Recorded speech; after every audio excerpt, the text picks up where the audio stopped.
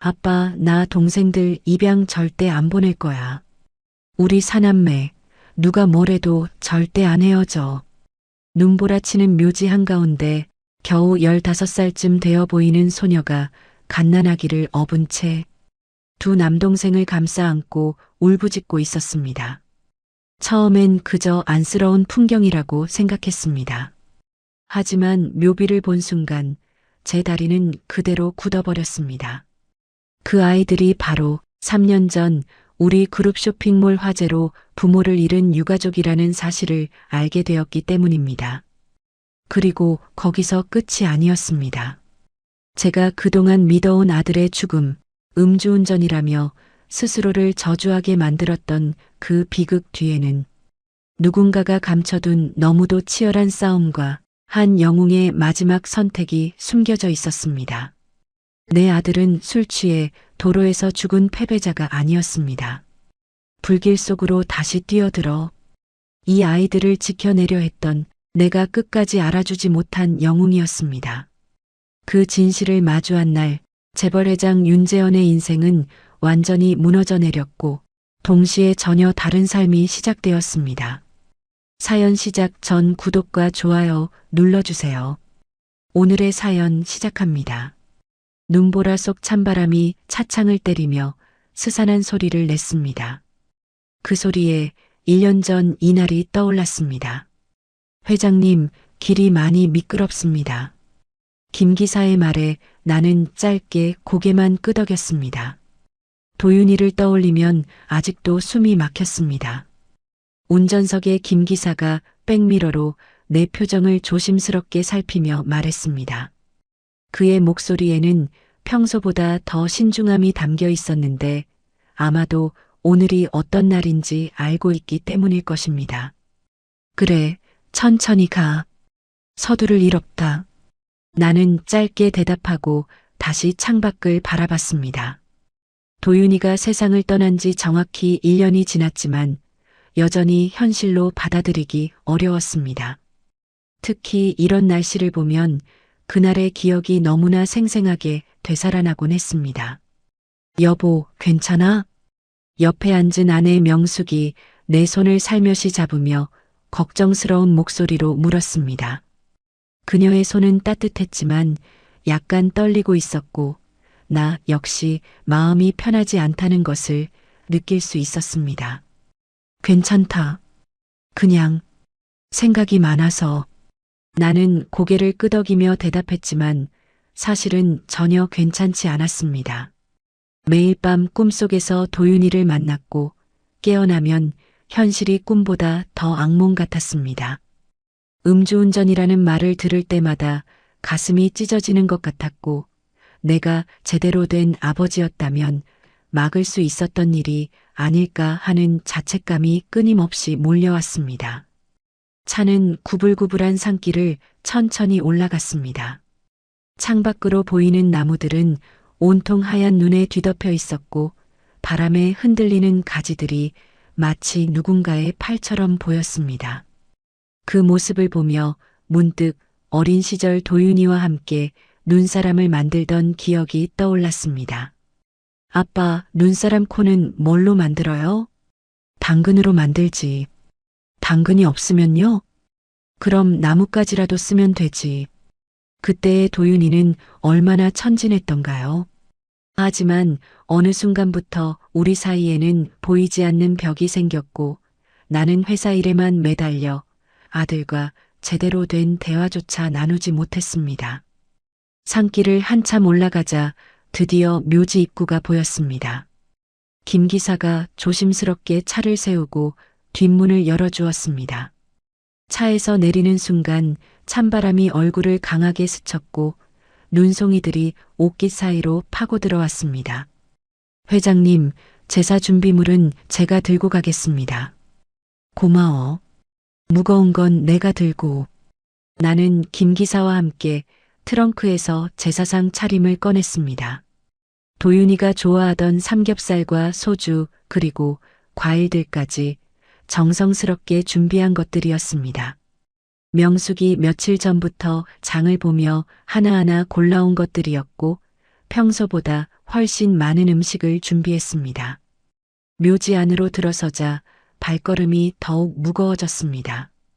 명숙이 내 팔을 부축하며 함께 걸었는데 그녀 역시 말이 없었습니다. 우리는 서로의 마음을 모두 알고 있었기에 굳이 말을 하지 않았습니다. 눈이 쌓인 길을 조심스럽게 걸으며 도윤이의 묘역으로 향했습니다. 다른 묘들도 모두 하얀 눈에 덮여 있어서 더욱 쓸쓸해 보였고 가끔 바람에 흔들리는 나뭇가지 소리만이 정적을 깨뜨렸습니다. 도윤이의 묘 앞에 도착했을 때 나는 잠시 발걸음을 멈췄습니다. 묘비에 새겨진 사랑하는 아들 윤도윤이라는 글자를 보는 순간 목이 메어왔습니다. 그 아래 적힌 생년월일을 보니 고작 32년밖에 살지 못했다는 현실이 다시 한번 가슴을 찔렀습니다. 도윤아, 엄마가 왔다. 명숙이 작은 소리로 중얼거리며 묘비를 천천히 어루만졌습니다. 그녀의 손길은 마치 살아있는 아들의 머리를 쓰다듬는 것처럼 애틋했고 나는 그 모습을 보며 코끝이 찡해졌습니다.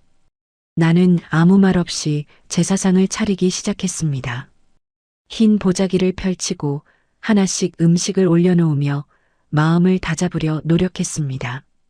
하지만 손이 자꾸 떨렸고 간단한 일조차 제대로 하기 어려웠습니다. 도윤이가 가장 좋아하던 삼겹살을 정중앙에 올리고 그 옆에 소주잔을 놓았습니다. 그때 명숙이 내 옆에서 작게 말했습니다. 도윤이가 술 때문에 죽었는데 왜 또 술을 올려?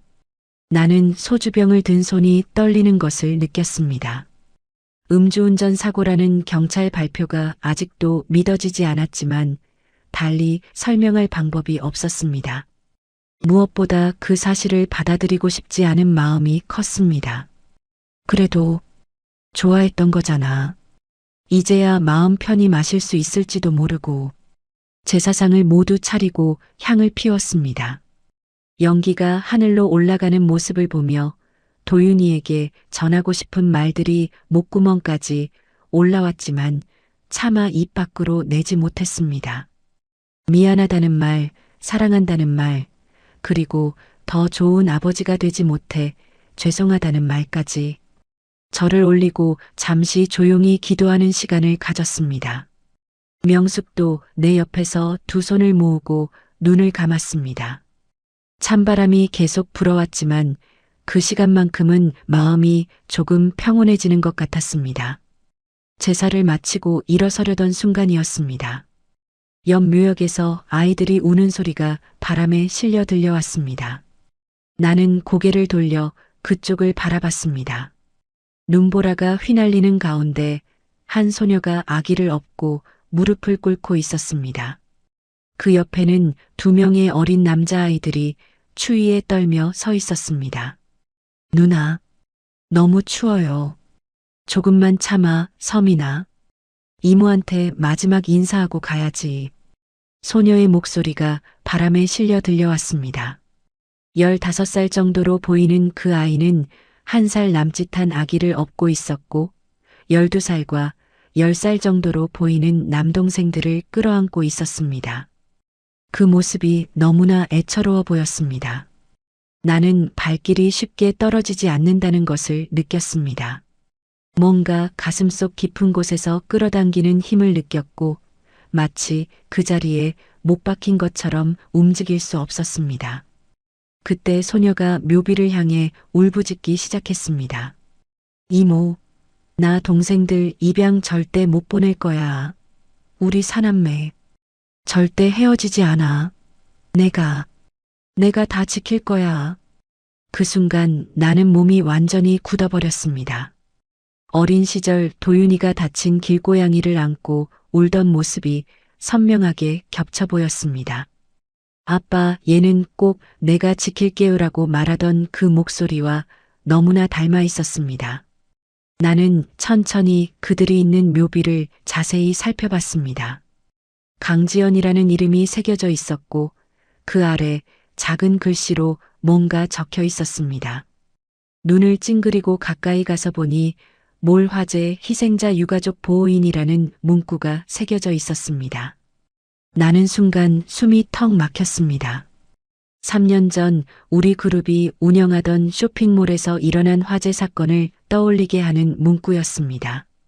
그 사건으로 많은 사람들이 다쳤고 일부는 목숨을 잃었다는 보고를 받았던 기억이 났습니다.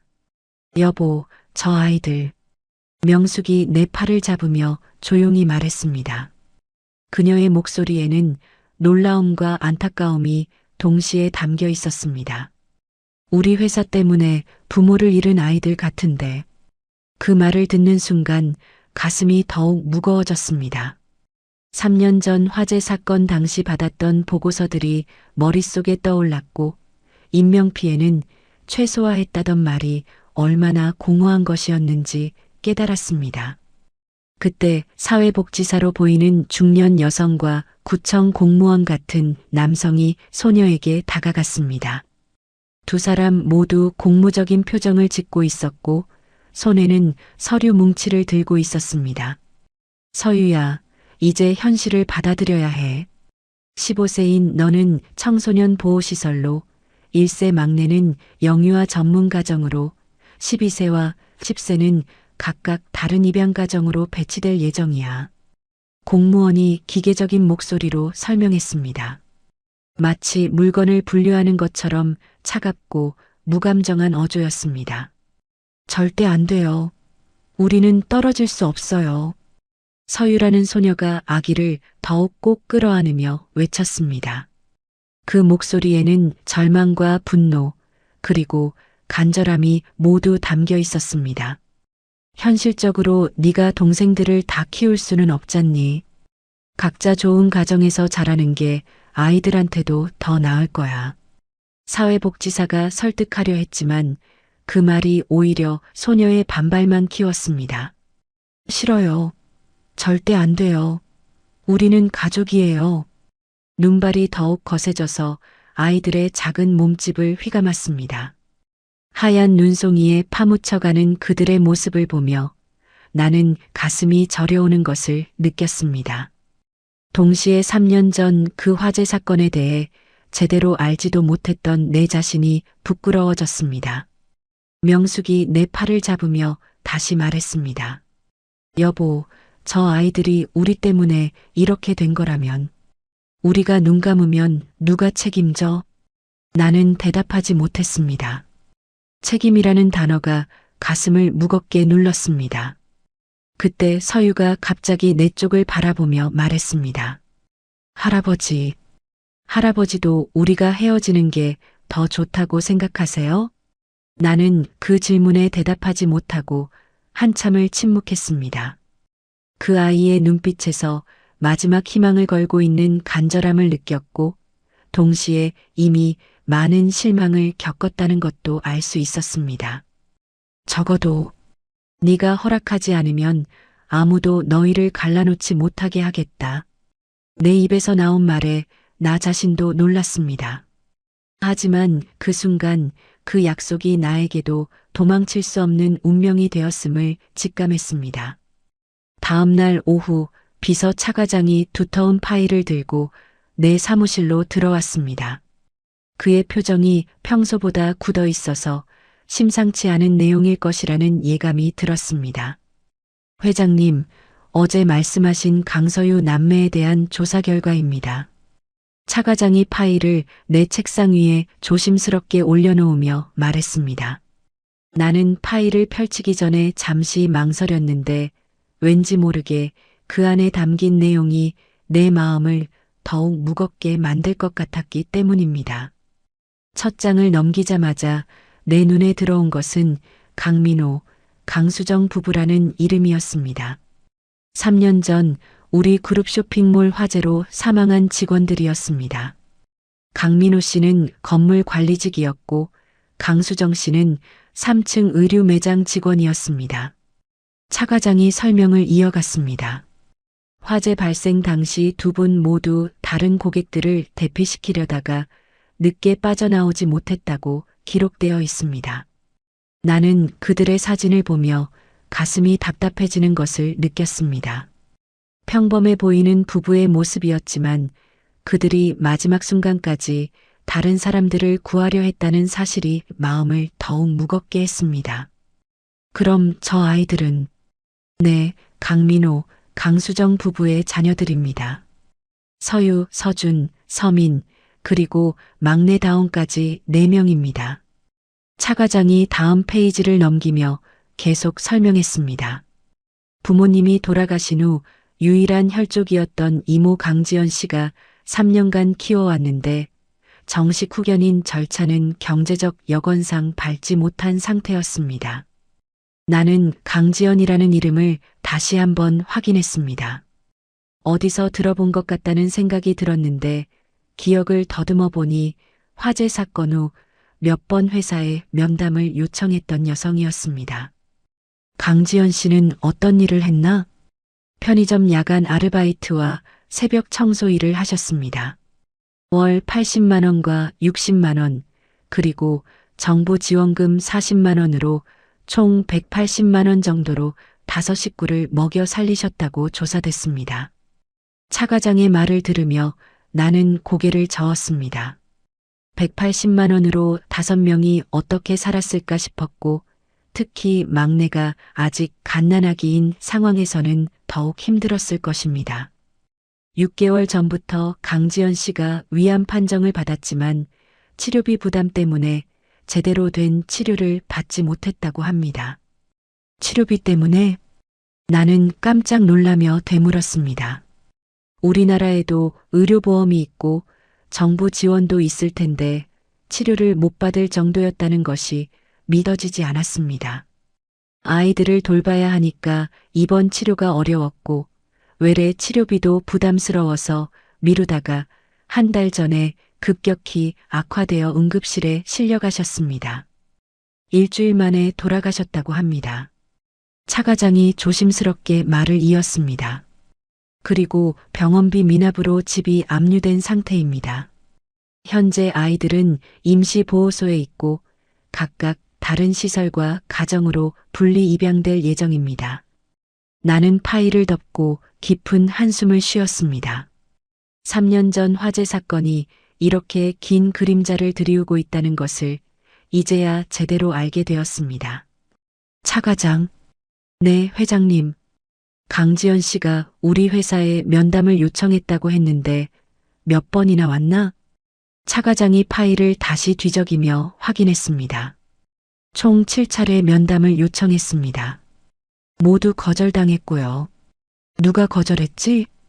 박기상 사장님께서 개별 면담은 불가하고 변호사를 통해 일괄 처리하겠다고 답변하셨다고 기록되어 있습니다. 나는 박기상의 이름을 듣는 순간 뭔가 찜찜한 기분이 들었습니다. 3년 전 화재 사건 당시 안전관리를 총괄했던 사람이 바로 박기상이었기 때문입니다. 마지막 면담 요청서에는 뭐라고 적혀 있나? 차 과장이 파일 끝부분을 펼치며 읽어주었습니다. 조카들이 부모의 직장에서 일어난 사고로 고아가 된 만큼 최소한의 교육비라도 지원해 달라고 되어 있습니다. 그 말을 듣는 순간 가슴이 찢어지는 것 같았습니다. 교육비라도 지원해 달라고 애원했던 한 여성을 우리는 7번이나 문전박대했던 것입니다. 나는 의자에서 일어나 창밖을 바라봤습니다. 고층 빌딩들이 늘어선 도심 풍경이 보였지만 내 마음은 어제 본 그 눈 덮인 묘지에 머물러 있었습니다. 회장님, 어떻게 하시겠습니까? 차 과장이 조심스럽게 물었습니다. 그때 사무실 문이 열리며 아내 명숙이 들어왔습니다. 평소에는 회사에 잘 오지 않는 그녀가 나타난 것이 의외였습니다. 여보, 밤새 잠도 못 자고 뒤척이더니 결국 여기까지 왔구나. 명숙이 내 곁으로 다가오며 말했습니다. 어제 그 아이들 일 때문이지? 나는 고개를 끄덕였습니다. 정말로 밤새 잠을 이루지 못했고 계속 그 아이들 생각만 났습니다. 차 과장, 조사 결과 고마워. 일단 나가봐. 네, 회장님. 차 과장이 나간 후 명숙이 내 손을 잡으며 말했습니다. 여보, 저 아이들이 우리 회사 때문에 부모를 잃었다면 우리가 책임져야 하는 거 아니야? 그렇긴 한데, 재단을 통해서 보호시설로 보내면 되지 않을까? 나는 조심스럽게 제안했지만 명숙은 고개를 저었습니다. 그냥 시설로 보내는 건 또 다른 방치야. 직접 우리가 책임져야 하는 거 아니야? 직접? 응. 우리 집으로 데려와서 키우는 거야. 명숙의 말에 나는 깜짝 놀랐습니다. 갑자기 4명의 아이들을 우리 집으로 데려온다는 것이 현실적으로 가능할까 싶었습니다. 그런데 갑자기 4명의 아이들을 어떻게 돌봐? 방법이 있을 거야. 도윤이도 없는데 큰 집에 우리만 살고 있는 것도 그렇고. 명숙의 목소리가 점점 작아졌습니다. 아마도 도윤이 생각이 나서 그런 것 같았습니다. 그래도 아이들한테 물어봐야 하는 거 아니야? 혹시 우리를 거부할 수도 있고. 그럼 일단 만나보자. 어제 그 아이가 뭐라고 했어? 동생들과 절대 헤어지지 않겠다고 했잖아. 나는 명숙의 말을 곰곰이 생각해 봤습니다. 사실 어제부터 계속 마음에 걸렸던 것이 바로 그 부분이었습니다. 서유라는 아이의 절규하는 목소리가 계속 귓가에 맴돌았습니다. 알겠다. 일단 다시 만나보자. 다음 날 우리는 다시 묘지로 향했습니다. 어제와 마찬가지로 눈이 내리고 있었지만 조금 더 약했습니다. 묘지에 도착하자 아이들이 여전히 이모의 묘 앞에 있었습니다. 사회복지사와 구청 공무원도 함께 있었고 아이들에게 뭔가 설명하고 있었습니다. 서유야, 오늘 중으로 결정해야 해. 더 이상 미룰 수 없다고 공무원이 단호하게 말했습니다. 나는 천천히 그들에게 다가갔습니다. 서유가 나를 보고 경계심 가득한 눈빛으로 바라봤습니다. 누구세요? 그냥 지나가다 우연히 보게 된 사람이야. 나는 조심스럽게 대답했습니다. 아직 내가 유진그룹 회장이라고 밝히기에는 상황이 복잡했습니다. 어제도 보셨던 분이죠? 서유가 날카롭게 물었습니다. 이 아이는 생각보다 영리했고 상황 파악이 빨랐습니다. 그래.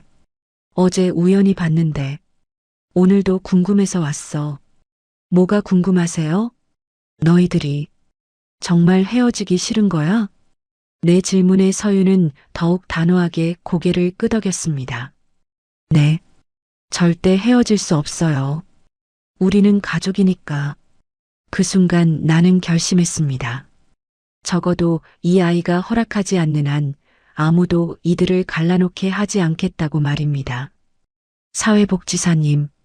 나는 사회복지사에게 다가가 명함을 건넸습니다. 일단 며칠만 시간을 주실 수 있을까요? 사회복지사가 명함을 보고 놀란 표정을 지었습니다. 유진그룹 회장이라는 직책을 확인한 것입니다. 아, 네, 알겠습니다. 며칠 더 기다려보겠습니다. 그날 밤 나는 서재에서 3년 전 쇼핑몰 화재 관련 보고서들을 모두 꺼내어 검토하기 시작했습니다. 당시에는 간단한 요약 보고만 받았지만 이제는 세부 사항까지 모두 알아야 할 필요성을 느꼈습니다. 보고서를 읽어가면서 박 기상의 이름이 여러 차례 등장하는 것을 발견했습니다. 특히 인명피해 최소화라는 문구가 계속 반복되는 것이 눈에 띄었는데 과연 그것이 사실인지 의문이 들었습니다. 그리고 그 순간 나는 뭔가 중요한 사실을 놓치고 있다는 예감이 들기 시작했습니다. 일주일 후 나는 아이들을 재단 보호소가 아닌 우리 집으로 직접 데려오기로 결심을 굳혔습니다. 보호소 원장과 면담한 결과가 결정적이었는데 그곳에서도 형제자매 전체를 함께 수용할 공간이 부족하다며 결국 분리할 수밖에 없다는 답변을 들었기 때문이었습니다. 원장님, 정말 방법이 없나요? 죄송합니다. 저희 시설도 한계가 있어서 특히 영아는 전문 시설로 가야 합니다. 원장의 말을 듣는 순간 서유의 얼굴이 새하얗게 변하는 것을 볼 수 있었습니다. 그 아이는 벌써 얼마나 많은 실망을 겪었을까요? 그럼 임시 위탁 보호는 어떤가요? 나는 마지막 희망을 걸고 물었습니다. 그것도 가능하긴 하지만 자격 요건을 갖춰야 하고 가정 환경 조사도 받으셔야 합니다. 얼마나 걸리나요? 빠르면 일주일 정도 소요됩니다. 나와 명숙은 즉시 임시보호자 자격을 갖추기 위한 서류 작업에 들어갔습니다. 재정 능력 증명, 건강검진서, 가정환경조사까지 필요한 모든 절차를 밟았습니다. 다행히 우리의 경제적 여건과 주거 환경은 문제가 없었고 담당 공무원도 긍정적으로 검토해 주었습니다. 그 사이 명숙은 집안을 아이들을 위한 공간으로 바꾸는 일에 매달렸습니다. 여보, 동쪽 별채를 아이들 전용 공간으로 만들면 어떨까? 좋은 생각이야. 서유는 나이를 고려해서 개인 공간도 따로 만들어주고 명숙이 인테리어 업체에 연락해서 아이들 방을 새로 꾸미기 시작했습니다. 침실 2개와 거실 그리고 아기 방까지 총 4개의 방을 준비했습니다. 서유는 혼자 쓸 수 있는 방을, 서준과 서민은 함께 쓸 수 있는 방을, 그리고 막내 다온을 위한 아기 방을 따로 마련했습니다. 가정부 박 씨에게도 상황을 설명하고 아이들 식사와 생활 관리를 부탁했습니다. 박 씨, 아이들이 오면 많이 바빠질 텐데 괜찮겠어? 걱정 마세요, 사모님. 제가 잘 돌봐드릴게요. 특히 막내는 아직 어리니까 더 신경 써야겠네요. 전문 베이비시터도 따로 고용해서 막내 다온을 돌보도록 했습니다. 1살짜리 아기를 키우는 일은 쉽지 않은 일이라 전문가의 도움이 필요했습니다. 드디어 아이들을 데려오는 날이 되었습니다. 임시보호소에서 아이들을 만났을 때 서유는 여전히 경계심을 늦추지 않았습니다. 정말 우리 모두 데려가시는 거예요? 그래. 약속했잖아. 헤어지지 않아도 되는 거죠? 물론이야. 서유가 안도의 한숨을 쉬었습니다. 아마 지난 일주일 동안 얼마나 불안했을까 싶었습니다. 아이들의 짐은 생각보다 적었습니다. 서유는 작은 여행 가방 하나와 이모의 유품이 담긴 상자 몇 개만 들고 왔고 동생들도 각자 소지품이 거의 없었습니다. 이게 다야? 네. 이모가 돌아가시면서 집이 압류되어서요. 서유의 말에 마음이 아팠습니다. 이 아이들이 얼마나 많은 것을 잃었는지 새삼 실감했습니다. 차에 타면서 둘째 서준이 조심스럽게 물었습니다. 아저씨, 여기 정말 우리가 살아도 되는 거예요? 그럼 이제부터 너희 집이야. 누나, 정말이야? 서준이가 누나를 바라보며 신기해했습니다. 조용히 해. 서유가 동생을 말렸지만 목소리에는 안도감이 섞여 있었습니다. 저택 정문을 지나면서 아이들의 눈이 커졌습니다. 아마 이런 큰 집은 처음 보는 것 같았습니다. 와, 정말 커요. 셋째 서민이 창밖을 내다보며 감탄했습니다. 서민아, 예의 지켜. 서유가 다시 동생을 주의시켰습니다. 이 아이는 정말로 어른스러웠습니다. 집에 도착해서 아이들을 별채로 안내했습니다. 새로 꾸민 방들을 보여주자 아이들의 표정이 밝아졌습니다. 여기가 서유 네 방이고 저기가 서준이와 서민이 방이야. 그리고 다온이는 여기서 지내면 돼. 정말 저희가 써도 되나요? 서유가 믿어지지 않는다는 표정으로 물었습니다. 당연하지. 이제부터 너희 집이니까. 저녁 식사 시간이 되었습니다. 큰 식탁에 아이들이 앉자 어색한 분위기가 흘렀습니다. 특히 서준과 서민은 젓가락락 사용법을 몰라서 망설이고 있었습니다. 편하게 포크로 먹어도 돼. 명숙이 다정하게 말해주자 그제야 아이들의 표정이 조금 풀어졌습니다. 고맙습니다. 서유가 정중하게 인사했습니다. 고맙긴 우리가 더 고마워해야지. 하지만 여전히 아이들은 긴장한 상태였습니다. 낯선 환경에서 낯선 사람들과 함께하는 것이 어색할 수밖에 없었습니다. 첫날 밤 서유가 동생들을 재우고 나서 내게 다가왔습니다. 할아버지, 응, 뭐야? 여기가 엄마가 죽은 그 쇼핑몰 주인 집이죠? 그 질문을 받는 순간 나는 숨이 턱 막혔습니다. 아이들이 그 사실을 모를 거라고 생각했던 것이 얼마나 순진한 생각이었는지 깨달았습니다. 어떻게 알았지? 이모가 말해줬어요. 유진그룹이라고. 서유는 의외로 담담하게 말했습니다. 미안해서 데려온 거라면. 그냥 죄책감 때문이겠지만 그래도 좋아요. 서유야, 동생들만 한 집에 있게 해주세요. 그거면 충분해요. 그 말을 듣고 나는 이 아이가 겨우 15살밖에 안 됐는데도 어른들의 복잡한 심리를 다 꿰뚫고 있다는 사실에 놀랐습니다. 서유야, 미안해. 괜찮아요. 어차피 갈 곳도 없었으니까. 서유가 씁쓸하게 웃었습니다. 우리가 가해자의 집에 들어온 피해자라는 것도 알아요. 그 말이 가슴을 찔렀습니다. 정말로 그런 상황이었습니다. 그날 밤 나는 잠을 이루지 못했습니다. 도윤이가 죽던 날의 기억이 자꾸 떠올랐습니다. 회사에서 화재 보고를 받던 바로 그 시간에 도윤에게 전화했지만 받지 않았던 기억이 생생했습니다.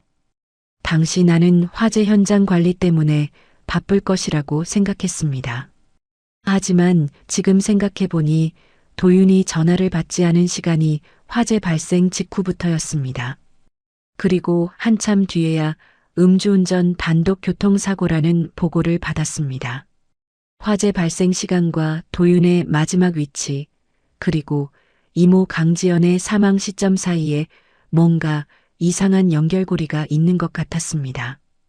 특히 도윤의 사고 장소가 쇼핑몰에서 불과 500m 떨어진 지점이었다는 사실이 계속 마음에 걸렸습니다. 우연치고는 너무 가까운 거리였습니다. 머릿속에서 퍼즐 조각들이 흐릿하게 겹치기 시작했지만 아직은 명확한 그림을 그려낼 수 없었습니다. 다만 불안한 예감만이 가슴을 짓누르고 있었습니다. 다음 날 아침 식사 자리에서 아이들이 어색하게 앉아 있는 모습을 보며 나는 이들이 진짜 가해자의 집에 들어온 피해자라는 무거운 현실을 다시 한번 실감했습니다. 명숙이 아이들에게 따뜻한 말을 건네려 노력하는 모습을 보면서도 나는 여전히 이 상황이 과연 옳은 것인지 확신을 갖지 못하고 있었습니다. 하지만 한 가지 확실한 것은 이 아이들을 다시는 헤어지게 할 수 없다는 것이었습니다. 아이들이 우리 집에서 지낸 지 한 달이 지난 어느 날 밤 나는 우연히 그들이 자기 방에서 나누는 대화를 듣게 되었습니다. 화장실을 가려고 복도를 지나던 중이었는데 아이들 방에서 새어나오는 작은 목소리에 발걸음이 멈춰졌습니다. 누나, 우리 그날 안 죽은 거 정말 그 아저씨 때문인 거 맞지? 둘째 서준이가 누나에게 조심스럽게 묻는 소리가 들렸습니다. 나는 숨을 죽이고 문 밖에서 귀를 기울였습니다. 응, 맞아. 이모가 나중에 말해줬어. 서유가 낮은 목소리로 대답했습니다. 엄마가 마지막으로 우리를 안고 있었는데 다른 남자가 엄마한테서 너와 서민이를 받아서 계단을 뛰어내려갔대. 내 심장이 빠르게 뛰기 시작했습니다. 그 아저씨가 너희 둘을 먼저 밖으로 데리고 나간 다음에 갑자기 나와 다온이를 구하러 다시 건물 안으로 올라갔대. 서유가 계속 설명했습니다. 그 말을 듣는 순간 머릿속이 복잡해졌습니다. 그래서 엄마는 못 구했어? 셋째 서민이가 슬픈 목소리로 물어봤습니다. 서유는 한참 침묵하다가 조용히 대답했습니다. 응. 그 뒤로는 아무도 그 아저씨를 못 봤어. 그 아저씨 이름 혹시 기억 안 나? 서준이가 다시 물었습니다. 서유는 잠시 머뭇거리더니 작게 중얼거렸습니다. 도윤, 아저씨, 이모가 그렇게 불렀어. 그 순간 나는 심장이 내려앉는 느낌을 받았습니다. 복도 벽에 등을 기댄 채 다리에 힘이 빠지는 것을 느꼈습니다. 도윤이라는 이름이 우연의 일치일까요? 아니면 정말로 내 아들이 이 아이들을 구한 것일까요? 도윤 아저씨가 우리를 구해준 거야? 막내 다온이 깨어나서 울기 시작하자 서유가 아기를 달래며 중얼거렸습니다. 그래, 우리 영웅이야. 이모가 그 아저씨 덕분에 우리가 살았다고, 언젠가 기회가 되면 고마움을 표해야 한다고 했어. 서유의 말이 이어졌습니다. 나는 더 이상 들을 수 없었습니다. 조용히 발길을 돌려 서재로 향했습니다. 다음 날 새벽 나는 몰래 회사 자료실로 갔습니다. 3년 전 화재 당시 CCTV와 소방 기록, 경찰 조서를 모두 다시 꺼내어 면밀히 검토하기 시작했습니다. 회장님, 이렇게 새벽에 웬일이십니까? 자료실 관리인 김 씨가 깜짝 놀라며 물어봤습니다. 급히 확인할 것이 있어서 3년 전 쇼핑몰 화재 관련 자료를 모두 가져다 줘. 네, 알겠습니다. 김 씨가 서둘러 박스를 여러 개 가져왔습니다. 먼지가 쌓인 파일들을 하나씩 뒤지면서 나는 그날의 진실을 찾으려 애썼습니다. 먼저 CCTV 영상을 확인했습니다. 화질이 좋지 않아 얼굴은 정확히 알아볼 수 없었지만 붕괴 직전의 쇼핑몰에서 아이 2명을 안고 뛰어나오는 남자의 실루엣이 보였습니다. 그리고 놀랍게도 그 사람이 다시 건물 안으로 들어가는 장면까지 기록되어 있었습니다. 그 사람의 체격과 걸음걸이가 도윤과 비슷해 보였고 시간대도 정확히 일치했습니다. 소방서 구조 기록을 확인해 보니 더욱 구체적인 내용이 적혀 있었습니다. 신원 미상의 남성이 어린이 2명을 1차 구조 후 재진입, 추가로 여아 1명과 영아 1명 구조 시도 중 행방불명. 이 기록이 서유의 증언과 정확히 일치했습니다. 그리고 가장 결정적인 증거를 발견했습니다. 화재 발생 시각과 얼마 뒤 인근 도로에서 발생한 차량 추락 사고의 차량 번호가 도윤이 타던 차와 동일했던 것입니다. 경찰 조서를 자세히 읽어보니 사고 차량에서 연기 냄새와 그 흐름이 발견되었다는 기록이 있었습니다. 당시에는 단순히 화재 현장 근처를 지나가다 사고 났다고만 해석했었습니다. 하지만 이제 모든 퍼즐이 맞춰지기 시작했습니다. 도윤이는 술에 취해 죽은 것이 아니었습니다. 이 아이들을 구하러 갔다가 목숨을 잃은 것이었습니다. 나는 그동안 아들에 대해 품고 있던 실망과 분노가 얼마나 잘못된 것이었는지 깨달았습니다. 도윤아, 미안하다. 자료실에서 혼자 중얼거리며 눈물을 흘렸습니다. 그날 밤 집으로 돌아와 서재에서 도윤의 사진을 바라보며 오열했습니다. 아들이 아버지 대신 아버지가 저질러온 죄를 막으려 했다는 사실 앞에서 무너져 내렸습니다. 여보, 뭔 일이야? 명숙이 서재로 들어와 나를 발견했습니다. 도윤이가, 나는 말을 제대로 잇지 못했습니다. 무슨 소리야? 도윤이가 그 아이들을 구했어. 음주운전이 아니라 화재 현장에서 아이들을 구하다가 죽었다고. 명숙도 놀라서 말을 잇지 못했습니다. 그럼 지금까지 알고 있던 건 뭐야? 거짓말이었어. 누군가 진실을 숨긴 거야. 나는 발견한 모든 증거를 명숙에게 보여주었습니다. CCTV 영상, 소방 기록, 경찰 조서까지. 그럼 왜 이런 중요한 사실이 지금까지 숨겨져 있었을까? 명숙의 질문에 나는 뭔가 어두운 예감이 들기 시작했습니다. 누군가 의도적으로 숨긴 것 같아. 누가? 그걸 알아봐야겠어. 다음 날부터 나는 본격적인 조사에 들어갔습니다.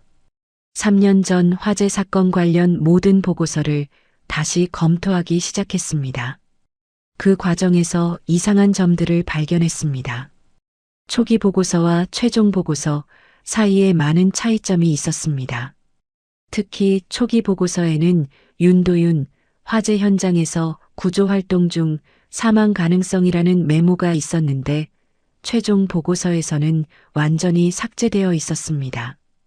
그리고 그 모든 수정 작업에 박기상의 이름이 계속 등장했습니다. 박기상, 나는 그의 이름을 중얼거리며 의심의 눈길을 보냈습니다. 그때 서유가 서재 문을 두드렸습니다. 할아버지, 들어가도 될까요? 그래, 들어와. 서유가 조심스럽게 들어와 내 앞에 섰습니다. 할아버지가 우리 아빠 엄마 일로 속상해 하시는 것 같아서요. 서유야, 괜찮아요. 저도 이제 알아요. 도윤 아저씨가 누구인지. 서유가 조용히 말했습니다. 할아버지 아들이시죠? 우리를 구해주신 분이. 나는 고개를 끄덕였습니다. 그럼 우리는 할아버지 아들이 지켜준 아이들이네요. 서유가 환하게 웃었습니다. 고마워요, 할아버지. 도윤 아저씨한테도 고맙다고 전해주세요. 그 순간 나는 이 모든 일이 운명이었다는 생각이 들었습니다. 도윤이가 자신의 목숨을 바쳐 지켜낸 아이들이 결국 우리 집으로 온 것입니다. 하지만 동시에 분노도 치밀어 올랐습니다. 누군가 이런 소중한 진실을 숨겼다는 사실에 대해서 말입니다. 진실을 알게 된 다음 날 나는 왜 이런 중요한 사실이 지금까지 숨겨져 있었는지 본격적인 조사에 나섰습니다. 화재 이후 작성된 보고서들을 자세히 살펴보니 이상한 수정 흔적들이 곳곳에 발견되었고 특히 초기 보고서와 최종 보고서 사이에는 결정적인 차이점들이 있었습니다. 초기 보고서에는 분명히 윤도윤 화재 현장에서 구조 활동 중 사망 가능성이라는 문구가 있었는데 최종 보고서에서는 그 부분이 완전히 삭제되어 있었습니다. 그뿐만 아니라 회장 아드님으로 추정되는 인물이 현장에서 구조 활동을 펼쳤다는 목격담도 사라져 있었습니다. 이상하네. 나는 전산 시스템 로그를 확인해 달라고 IT 담당자에게 요청했습니다. 언제, 누구에 의해 이런 중요한 내용들이 삭제되었는지 알아야 했습니다. 회장님, 확인 결과 사고 발생 당일 밤부터 사흘에 걸쳐 박기상 사장님 계정으로 해당 문서가 수차례 수정되었습니다. IT 담당자의 보고를 듣는 순간 나는 분노가 치밀어 오르는 것을 느꼈습니다. 그때 박기상이 사고 당일 밤 내게 했던 말이 선명하게 떠올랐습니다. 회장님, 아드님 이름이 사고와 얽히면 언론이 가만히 있지 않을 겁니다. 그룹 이미지까지 다 같이 무너져요. 당시 슬픔에 잠긴 나는 그의 말을 별다른 의심 없이 받아들였습니다. 아드님의 개인적인 음주운전 사고로 처리하는 것이 회사와 가족 모두에게 최선입니다. 박기상이 강력히 주장했던 그 말이 이제야 다른 의미로 들렸습니다. 나는 회사 내부 서버를 더 깊이 파헤쳐보기 시작했습니다. 그 과정에서 더욱 충격적인 사실들을 발견하게 되었습니다. 먼저 쇼핑몰 부실 공사와 관련된 문서들이 나왔습니다. 안전점검 허위 서류들이 대량으로 발견되었고 특히 스프링클러 시설이 제대로 작동하지 않았다는 점검 기록도 있었습니다. 이런 걸 왜 보고하지 않았지? 더 놀라운 것은 유가족 합의금과 관련된 내부 지시사항들이었습니다. 피해자들의 부주의를 강조하여 회사 책임을 최소화할 것, 언론 플레이를 통해 여론을 우리 쪽으로 유도할 것, 개별 면담은 일체 거부하고 변호사를 통한 일괄 처리로 진행할 것, 이런 비정한 지시사항들이 줄줄이 나왔습니다. 하지만 가장 충격적인 것은 따로 있었습니다. 박기상이 작성한 내부 이메일을 발견했는데 그 내용은 정말 경악스러웠습니다.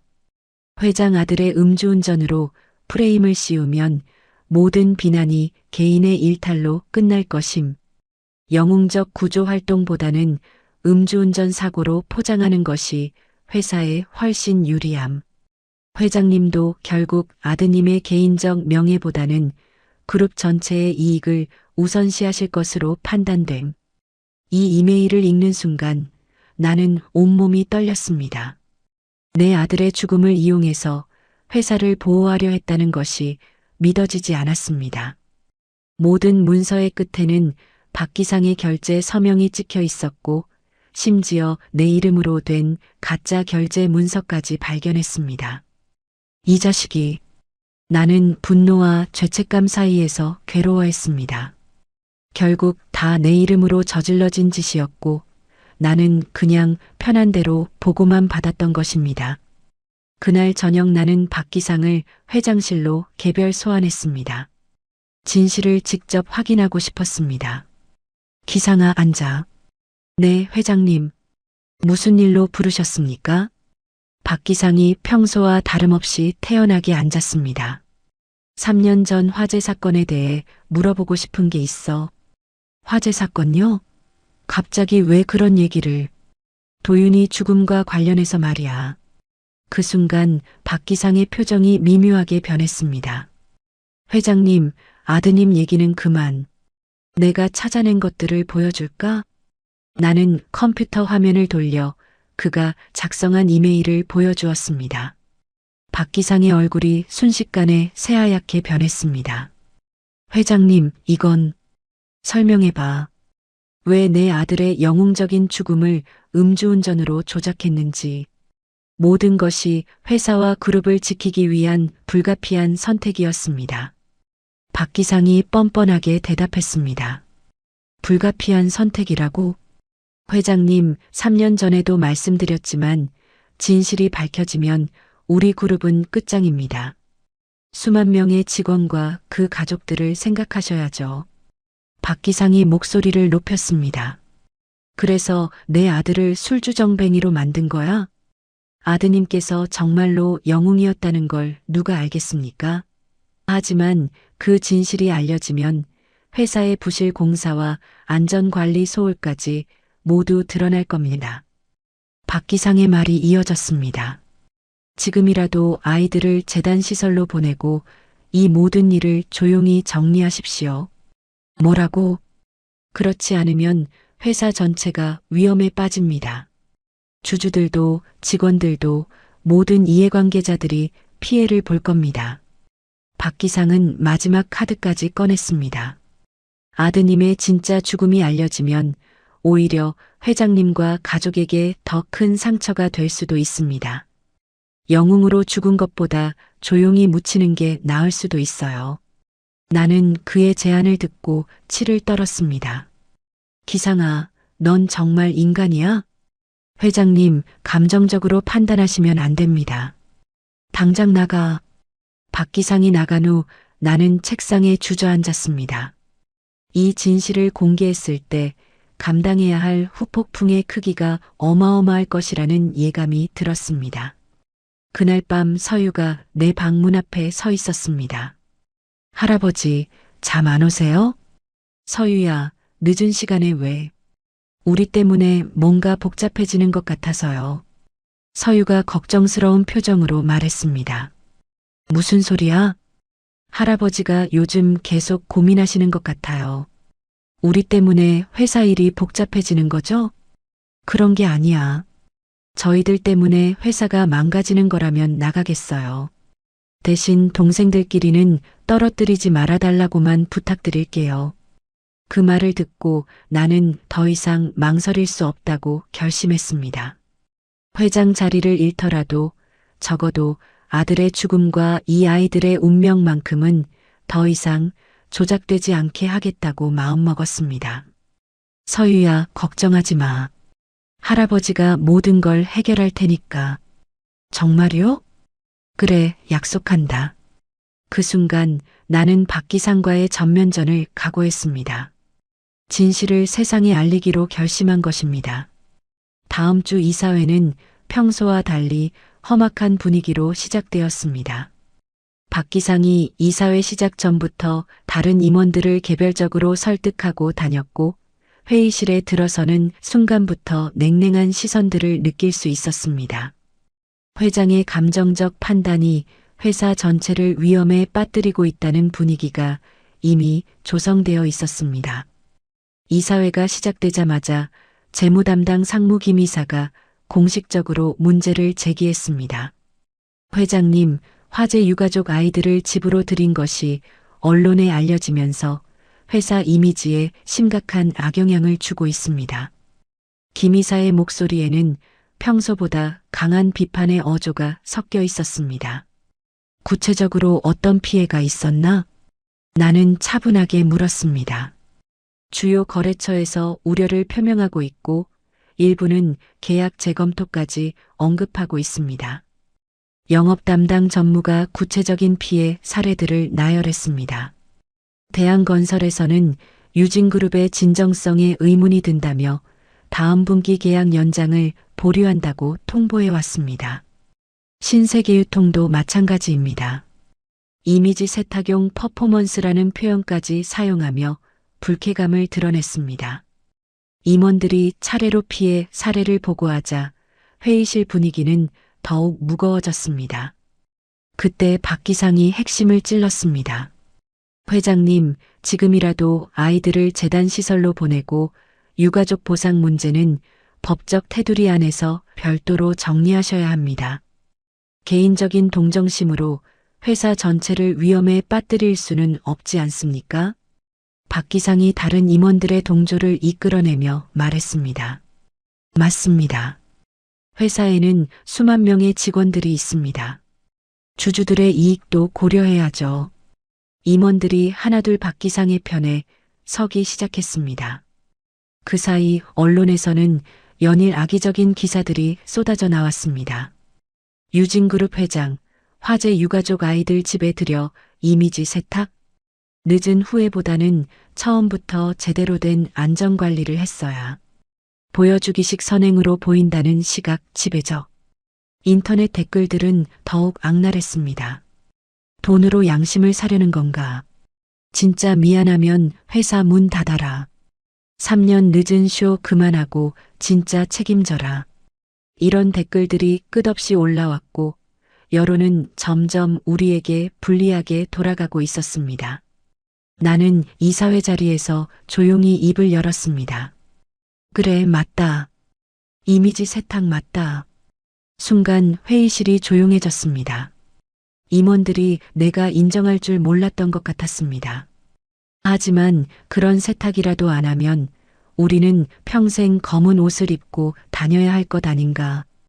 회장님, 무슨 말씀을. 우리가 저지른 일에 대한 최소한의 속죄라고 생각한다. 박 기상의 표정이 굳어졌습니다. 내가 이렇게 나올 줄 예상하지 못했던 모양입니다. 그때 박 기상이 최후의 카드를 꺼냈습니다. 회장님, 그럼 이렇게 하시죠. 지금 사임하시고 경영을 전문 경영인에게 맡기십시오. 무슨 소리야? 아드님 거는 더 이상 들추지 않겠습니다. 대신 회사는 정상화시켜야죠. 그 제안 뒤에는 교묘한 협박이 숨어 있었습니다. 아드님의 진짜 죽음이 알려지면 오히려 회장님과 가족에게 더 큰 상처가 될 것입니다. 박 기상이 의미심장하게 말했습니다. 나는 그의 제안이 결국 아이들을 다시 밖으로 내보내고 진실을 영원히 덮자는 말과 같다는 것을 깨달았습니다. 그것은 아들의 희생을 완전히 배신하는 행위였습니다. 기상아. 네, 회장님. 넌 정말 인간이냐? 박 기상이 당황한 표정을 지었습니다. 회장님, 감정적으로 판단하시면. 감정적이라고? 내 아들이 목숨을 바쳐 구한 아이들을 버리라는 게 감정적이지 않다고? 이사회실이 다시 조용해졌습니다. 임원들이 무슨 뜻인지 몰라 서로 눈치만 보고 있었습니다. 이사회가 끝난 후 나는 홀로 회장실에 남아 도윤이의 사진을 바라봤습니다. 회장 자리를 잃더라도 적어도 아들의 죽음과 이 아이들의 운명만큼은 더 이상 조작되지 않게 하겠다고 다짐했습니다. 창밖으로 보이는 도심 풍경을 바라보며 내가 30년간 읽어온 이 모든 것이 사실은 모래성 같았다는 생각이 들었습니다. 진정한 가치는 다른 곳에 있었던 것입니다. 그날 밤 집으로 돌아가 명숙과 긴 대화를 나눴습니다. 여보, 회사에서 무슨 일이 있었어? 표정이 안 좋네. 이사회에서 아이들을 시설로 보내라고 압박했어. 그래서 거절했지. 명숙이 내 손을 꼭 잡았습니다. 잘했어, 여보. 이제라도 제대로 하는 게 맞는 것 같아. 하지만 회장직을 잃을 수도 있어. 그럼 어때? 도윤이도 그걸 원할 거야. 명숙의 말에 힘을 얻어 우리는 함께 진실을 공개하고 그 결과를 감수하기로 결정했습니다. 다음 날 나는 신뢰할 만한 언론사 기자에게 연락을 취했습니다. 기자회견을 준비해야겠다고 생각했습니다. 동시에 도윤의 대학 후배인 공익변호사 정하늘에게도 연락을 취했습니다. 혹시 법적인 문제가 있을 수 있으니 전문가의 도움이 필요했습니다. 정 변호사님, 갑자기 연락드려서 죄송합니다. 아, 도윤이 형 아버님이시군요. 안 그래도 도윤이 형 생각을 자주 했는데 정하늘의 목소리에서 그리움이 느껴졌습니다. 사실 도윤이와 관련해서 중요한 일이 생겨서 연락드렸습니다. 무슨 일이신가요? 나는 지금까지 발견한 모든 진실을 정하늘에게 털어놓았습니다. 도윤의 영웅적인 죽음과 그것을 숨긴 박기상의 조작까지. 그럼 도윤이 형은 정말. 그래, 내 선배는 영웅이었어. 전화기 너머로 정하늘이 흐느끼는 소리가 들렸습니다. 제가 도와드릴게요. 이미 화재 사건에 대해 독자적으로 조사하고 있었거든요. 정말인가? 네, 회장님이 가진 증거들과 제가 수집한 자료들을 종합하면 충분히 진실을 밝힐 수 있을 것 같습니다. 드디어 진실을 세상에 알릴 준비가 시작되었습니다. 박기상과의 전면전을 각오하고 말입니다. 기자회견을 준비하던 중 뜻밖의 연락이 왔습니다. 재단 사무실에서 이모 강지연의 유품이 정리되어 넘어왔다는 소식이었습니다. 회장님, 고인이 남긴 물건이 많지 않지만 특이하게 USB와 편지가 따로 봉인되어 있었습니다. 재단 담당자가 작은 상자 2개를 내 앞에 놓으며 설명했습니다. 혹시 중요한 내용일 수도 있을 것 같아서 직접 전해드리려고 합니다. 첫 번째 상자를 열어보니 강지연이 3년간 써온 일기장과 아이들 사진들이 들어 있었습니다. 그리고 병원 진료비 영수증들이 수북이 쌓여 있었는데 그 양을 보니 얼마나 경제적으로 힘들었을지 짐작할 수 있었습니다. 일기장을 넘겨보니 아이들에 대한 사랑이 가득 담긴 글들이 빼곡히 적혀 있었습니다. 서유가 오늘 중간고사에서 전교 3등을 했다. 이모로서 정말 자랑스럽다. 서준이가 감기에 걸렸는데 병원비가 부담스럽다. 하지만 아이들 건강이 최우선이다. 도윤 씨가 아이들 안전을 걱정해서 자주 연락한다. 정말 좋은 분인 것 같다. 마지막 부분이 내 눈길을 끌었습니다. 강지연이 도윤과 연락하고 있었다는 기록이었습니다. 두 번째 상자에는 편지 묶음과 USB가 들어 있었습니다. 손이 떨리며 USB를 컴퓨터에 연결했습니다. 화재 며칠 전부터 윤도윤과 강지연이 나눈 여러 차례의 통화 녹음이 저장되어 있었습니다. 강지연이 왜 이런 녹음을 했는지는 알 수 없었지만 지금 이 순간에는 너무나 소중한 증거였습니다. 첫 번째 녹음을 재생했습니다. 지연 누나, 그 쇼핑몰 스프링클러 점검 기록 정말 이상한 게 맞죠? 도윤의 목소리가 선명하게 들렸습니다. 응, 점검표가 죄다 복사 붙여넣기야. 날짜만 다르고 내용은 똑같아. 그것도 당신 아버지 이름으로 도장이 찍혀 있더라고. 강지연의 대답을 듣는 순간 가슴이 철렁했습니다.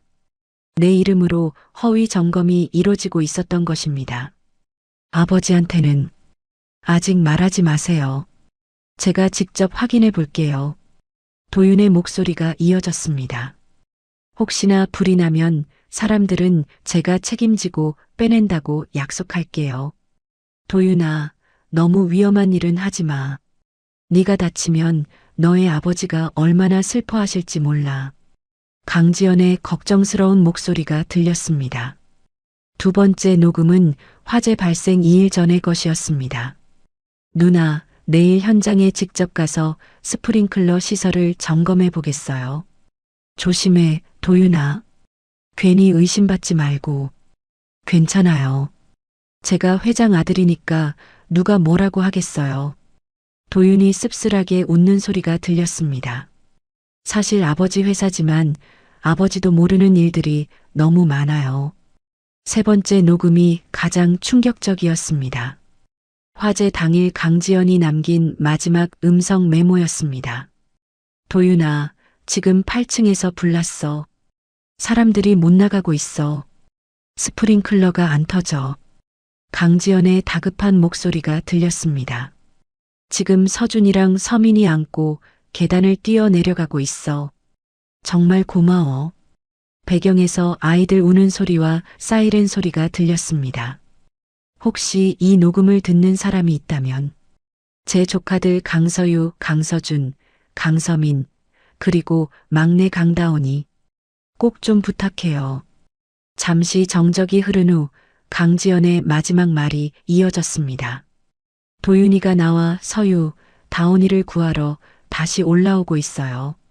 제발, 제발 무사하기를. 그 다음은 완전한 정적이었습니다. 나는 녹음을 들으며 눈물을 흘렸습니다. 도윤이가 정말로 이 아이들을 2번이나 구하려고 했다는 것이 명확해졌습니다. 편지 묶음도 확인해 봤습니다. 강지연이 도윤에게 보내려던 감사 편지가 있었습니다. 도윤 씨에게 당신 덕분에 우리 아이들이 살았습니다. 어떻게 감사를 표해야 할지 모르겠습니다. 언젠가 이 은혜를 반드시 갚겠습니다. 아이들이 자라면 당신의 희생을 꼭 알려주겠습니다. 강지연 올림. 또 다른 편지에는 더욱 중요한 내용이 적혀 있었습니다. 만약 내가 먼저 죽게 되면 이 USB를 아이들이 성인이 되었을 때 들려주세요. 그들의 생명을 구해준 영웅이 누구인지 반드시 알아야 합니다. 그리고 진실을 숨기려는 사람들이 있다면 이 증거로 맞서 싸우세요. 강지연이 이미 누군가 진실을 숨기려 할 것을 예상하고 있었던 것입니다. 이 모든 증거는 도윤이 단순한 음주운전자가 아니라 사전에 안전 문제를 인지하고 몸으로 막으려 했던 내부 고발자이자 숨은 영웅이라는 것을 명확하게 보여주었습니다. 나는 편지들을 읽으며 도윤이 아버지 대신 아버지가 저질러온 죄를 막으려 했다는 사실 앞에서 다시 한번 무너져 내렸습니다. 동시에 이 아이들이 내가 속죄해야 할 피해자의 자식이자 내 아들이 목숨을 바쳐 지켜낸 아이들이라는 깨달음이 뼈저리게 다가왔습니다. 그날 밤 나는 서유를 불러 모든 진실을 털어놓았습니다. 서유야, 할아버지가 중요한 얘기를 해줄 게 있어. 네, 할아버지. 도윤이가 너희 이모와 미리 연락하고 있었어. 쇼핑몰이 위험하다는 걸 알고 있었고 너희를 지키려고 했던 거야. 서유가 놀란 표정을 지었습니다. 그럼 도윤 아저씨는 정말 그래, 너희들의 영웅이 맞아. 그리고 할아버지 아들이기도 하고. 서유가 조용히 눈물을 흘렸습니다. 도윤 아저씨가 정말 우리 영웅이었구나. 이모도 이미 다 알고 있었어. 그래서 이런 증거들을 남겨뒀던 거야. 할아버지, 이제야 왜 우리를 집으로 데려왔는지 알 것 같아요. 서유가 환하게 웃으며 말했습니다. 도윤 아저씨가 우리를 할아버지에게 보낸 거죠? 나는 고개를 끄덕였습니다. 그런 것 같아. 모든 게 운명이었던 거야. 이제 모든 퍼즐이 맞춰졌습니다. 진실을 세상에 알릴 준비가 완료되었습니다. 강지연과 도윤이 남긴 이 소중한 증거들로 박기상의 거짓말을 폭로할 수 있게 되었습니다. 기자회견 당일 오전 유진그룹 본사 대회의실은 수십 명의 기자들로 가득 찼습니다. 나는 단상에 서서 그들을 바라보며 깊게 숨을 들이쉬었습니다. 30년간 쌓아온 모든 것을 무너뜨릴 수도 있는 순간이었지만 더 이상 망설일 수 없었습니다. 먼저 3년 전 쇼핑몰 화재로 피해를 입으신 모든 분들께 진심으로 사과드립니다. 나는 깊숙이 고개를 숙였습니다. 오늘 이 자리는 그동안 숨겨져 있던 진실을 공개하기 위한 자리입니다. 기자들이 웅성거리기 시작했습니다. 첫 번째로 3년 전 쇼핑몰 화재의 원인은 부실 공사와 허위 안전점검이었습니다. 나는 준비해온 자료를 보여주며 설명했습니다. 스프링클러 시설이 제대로 작동하지 않았고 안전점검 보고서는 조작되었습니다. 이 모든 책임은 최고 경영자인 저에게 있습니다. 기자들의 카메라 플래시가 터졌습니다. 두 번째로 박 기상을 비롯한 관련 임원들의 증거 조작과 유가족 협박 시도에 대해 검찰에 고발장을 제출했습니다. 나는 고발장 사본을 들어보였습니다. 세 번째로 가장 중요한 사실을 말씀드리겠습니다. 기자회견장이 조용해졌습니다. 제 아들 윤도윤은 음주운전 사고로 죽은 것이 아닙니다. 화재 현장에서 구조 활동을 펼치다가 목숨을 잃었습니다. 기자들이 크게 술렁였습니다. 나는 강지연이 남긴 녹음을 재생했습니다. 도윤이와 강지연의 대화, 그리고 화재 당일의 생생한 기록이 회견장에 울려 퍼졌습니다. 이 모든 진실이 지금까지 숨겨진 이유는 회사를 보호하기 위해서였습니다. 제 아들의 영웅적인 죽음을 개인의 일탈로 포장한 것입니다. 한 기자가 손을 들었습니다. 그럼 그동안 아드님을 음주운전자로 알려진 것도 회사 차원의 조작이었다는 말씀입니까? 그렇습니다. 저도 속았습니다. 제 아들을 의심했던 제 자신이 부끄럽습니다. 또 다른 기자가 질문했습니다. 화재 유가족 아이들을 집으로 데려온 것도 이런 진실을 알고 난 후의 일입니까? 처음에는 몰랐습니다. 하지만 알고 보니 모든 것이 운명이었습니다. 나는 개인 재산의 상당 부분을 강지연 윤도윤 기념재단 설립에 출연하겠다고 발표했습니다. 마지막으로 서유와 삼남매를 단상 위로 불렀습니다. 이 아이들은 우리 회사의 잘못으로 부모를 잃은 피해자들이자 제 아들이 목숨을 바쳐 지켜낸 소중한 생명들입니다. 서유가 내 손을 꼭 잡았습니다. 앞으로 한 사람의 어른으로서 이 아이들의 삶에 끝까지 책임질 것을 약속드립니다. 기자회견이 끝난 후 박 기상과 관련 임원들은 즉시 구속되었습니다. 증거 조작과 업무상 과실치사 혐의로 기소되었고 검찰 수사가 본격적으로 시작되었습니다. 유진그룹은 일시적인 주가 폭락과 경영 혼란을 겪었습니다. 하지만 놀랍게도 투명한 진실 공개가 오히려 장기적으로는 더 큰 신뢰를 가져왔습니다. 회장님의 용기 있는 결단에 박수를 보냅니다. 진정한 기업의 사회적 책임이 무엇인지 보여주셨습니다. 예상과 달리 긍정적인 반응들이 쏟아졌습니다. 새로 부임한 전문 경영인이 윤리 경영과 안전관리를 최우선으로 하는 경영체제를 도입했습니다. 강지연 윤도윤 기념 재단도 본격적인 활동을 시작했고 화재 피해자 지원과 건물 안전 점검 사업을 펼쳤습니다.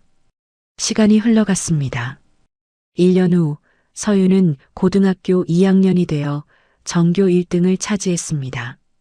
법학 공부에 대한 관심도 더욱 커져서 아동 권익 보호 분야를 목표로 삼았습니다.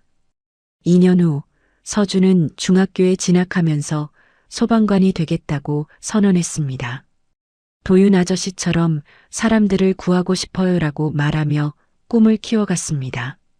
서민은 초등학교 고학년이 되어 건축과 안전 분야에 관심을 보였습니다. 안전한 건물을 만들고 싶어요라며 미래를 그려나갔습니다. 3년 후 서유는 고등학교를 졸업하고 법학과에 진학했습니다. 정한을 변호사 밑에서 아르바이트를 시작하며 실무 경험을 쌓아갔습니다.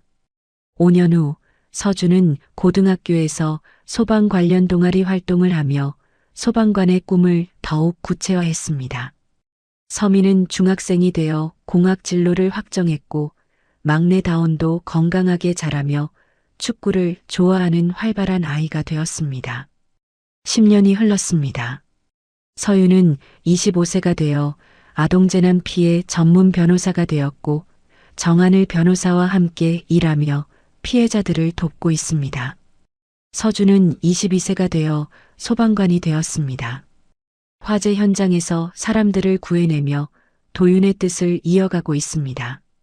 서민은 20세가 되어 구조안전 전문 공학도의 길을 걷고 있으며 막내 다온은 11세가 되어 꿈 많은 소년으로 자라고 있습니다. 매년 화재 사고 발생일과 도윤의 기일에는 가족 전체가 함께 묘지를 찾습니다. 강지영과 윤도윤의 묘 앞에서 감사 인사를 드리고 서로의 안부를 나누는 소중한 시간입니다. 도윤 아저씨, 서유 누나가 변호사가 됐어요. 서준이 형도 소방관이 되어서 사람들을 많이 구했어요. 아이들이 묘비 앞에서 근황을 전하는 모습을 보며 나는 가슴이 벅차올랐습니다. 나는 지금 회장이 아닌 재단 사무실 한켠 작은 방에서 지내고 있습니다. 아이들의 사진과 도윤의 사진을 함께 바라보며 매일을 보내고 있지만 이보다 행복한 일상은 없는 것 같습니다. 그날 묘지에서 나 동생들 입양 절대 못 보내라고 울던 서유의 목소리가 결국 내 인생을 완전히 바꿔놓았습니다. 피로 맺어진 가족은 잃었지만 죄와 책임 그리고 용기로 맺어진 또 다른 가족을 얻게 되었습니다. 어쩌면 이것이 도윤이 마지막으로 아버지에게 준 선물일지도 모릅니다. 진정한 가족의 의미를 깨닫게 해준 소중한 선물 말입니다. 오늘의 사연 여기까지입니다. 때로는 가장 깊은 상처에서 가장 아름다운 치유가 시작됩니다. 윤재원 회장은 아들을 잃은 슬픔 속에서 진짜 가족의 의미를 발견했습니다. 피가 섞이지 않아도 책임감과 사랑으로 맺어진 인연이 얼마나 소중한지 깨달았죠. 서유와 삼남매는 부모를 잃은 아픔을 딛고 각자의 꿈을 향해 나아갔습니다. 그들을 구해준 도윤의 희생이 헛되지 않았음을 증명하며 말입니다. 진실은 때로 고통스럽지만 그 고통을 감내할 때 비로소 진정한 평화가 찾아옵니다. 묘지에서 울부짖던 한 소녀의 절규가 한 가정을 완전히 바꿔놓았듯이 우리 모두의 삶에도 예상치 못한 기적이 기다리고 있을지 모릅니다. 오늘의 이야기 어떠셨나요? 저는 내일도 따뜻한 이야기로 찾아뵙겠습니다. 구독과 좋아요 눌러주시고 지금 어디서 듣고 계신지 댓글로 알려주세요. 한 분 한 분 반갑게 인사드리겠습니다. 감사합니다.